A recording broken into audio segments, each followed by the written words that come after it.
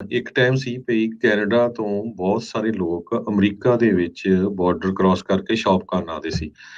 ਖਰੀਦਣ ਆਉਂਦੇ ਸੀ ਸਮਾਨ, ਚਾਹੇ ਉਹ ਗੈਸ ਸੀ, ਦੁੱਧ ਸੀ ਤੇ ਹੋਰ ਬਹੁਤ ਸਾਰੀ ਗਰੋਸਰੀ। ਆਪਾਂ ਦੇਖੀਆਂ ਵੀਡੀਓਜ਼ ਕਿਸ ਤਰ੍ਹਾਂ ਸਿਆਟਲ, ਵੈਲਿੰਗਹਮ ਵਾਲਾ ਜੋ ਬਾਰਡਰ ਦੇ ਉੱਤੇ ਕਾਸਕੋ ਆ ਬਲੇਨ ਤੇ ਉਹ ਉੱਥੇ ਕਿੱਦਾਂ ਪੂਰੇ ਦਾ ਪੂਰਾ ਪੈਲਟ ਮਿੰਟਾਂ 'ਚ ਜਿਹੜਾ ਖਤਮ ਹੋ ਜਾਂਦਾ ਸੀ।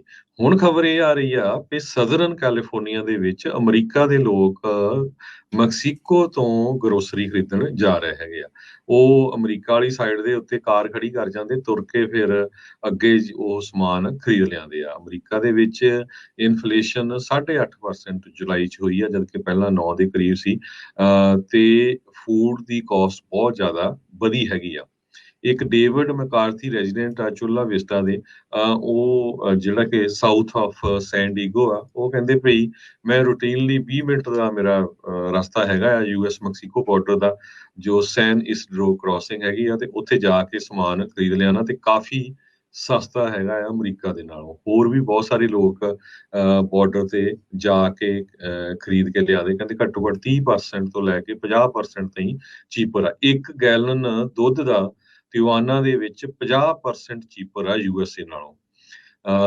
ਤੇ ਏਦਾਂ ਹੀ ਉਹ ਦੱਸਦੇ ਵੀ 4 ਪੈਕ ਆਫ ਟਾਇਲਟ ਪੇਪਰ $4 ਲੈਸ ਹੈਗੇ ਆ ਟਿਵਾਨਾ ਦੇ ਵਿੱਚ ਕੈਲੀਫੋਰਨੀਆ ਦੇ ਨਾਲੋਂ। ਸੋ ਹੁਣ ਇਹ ਦੇਖੋ ਵੀ ਕਦੇ ਕਿਸੇ ਨੇ ਸੋਚਿਆ ਸੀ ਵੀ ਅਮਰੀਕਾ ਵਾਲੇ ਵੀ ਜਾ ਕੇ ਬਾਰਡਰ ਕ੍ਰਾਸ ਕਰਕੇ ਸਮਾਨ ਖਰੀਦ ਕੇ ਲਿਆਣਗੇ।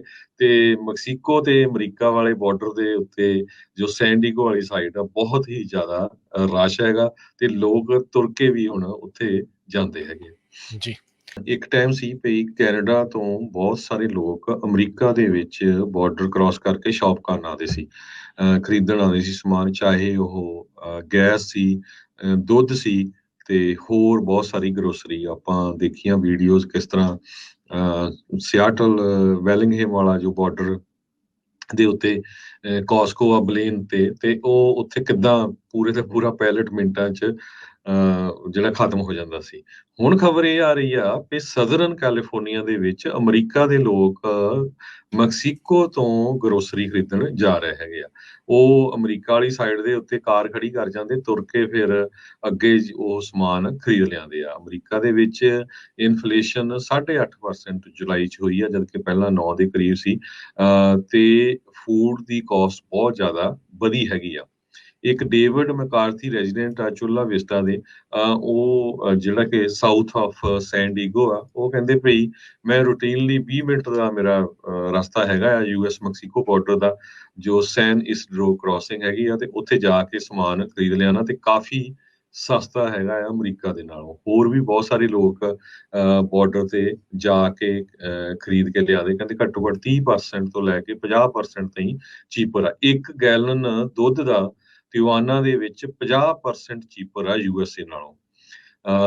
ਤੇ ਏਦਾਂ ਹੀ ਉਹ ਦੱਸਦੇ ਵੀ 4 ਪੈਕ ਆਫ ਟਾਇਲਟ ਪੇਪਰ $4 ਲੈਸ ਹੈਗੇ ਆ ਟਿਵਾਨਾ ਦੇ ਵਿੱਚ ਕੈਲੀਫੋਰਨੀਆ ਦੇ ਨਾਲੋਂ। ਸੋ ਹੁਣ ਇਹ ਦੇਖੋ ਵੀ ਕਦੇ ਕਿਸੇ ਨੇ ਸੋਚਿਆ ਸੀ ਵੀ ਅਮਰੀਕਾ ਵਾਲੇ ਵੀ ਜਾ ਕੇ ਬਾਰਡਰ ਕ੍ਰਾਸ ਕਰਕੇ ਸਮਾਨ ਖਰੀਦ ਕੇ ਲਿਆਣਗੇ। ਤੇ ਮੈਕਸੀਕੋ ਤੇ ਅਮਰੀਕਾ ਵਾਲੇ ਬਾਰਡਰ ਦੇ ਉੱਤੇ ਜੋ ਸੈਂਡੀਗੋ ਵਾਲੀ ਸਾਈਡ ਆ, ਬਹੁਤ ਹੀ ਜ਼ਿਆਦਾ ਰਸ਼ ਹੈਗਾ ਤੇ ਲੋਕ ਤੁਰ ਕੇ ਵੀ ਹੁਣ ਉੱਥੇ ਜਾਂਦੇ ਹੈਗੇ ਆ। ਜੀ।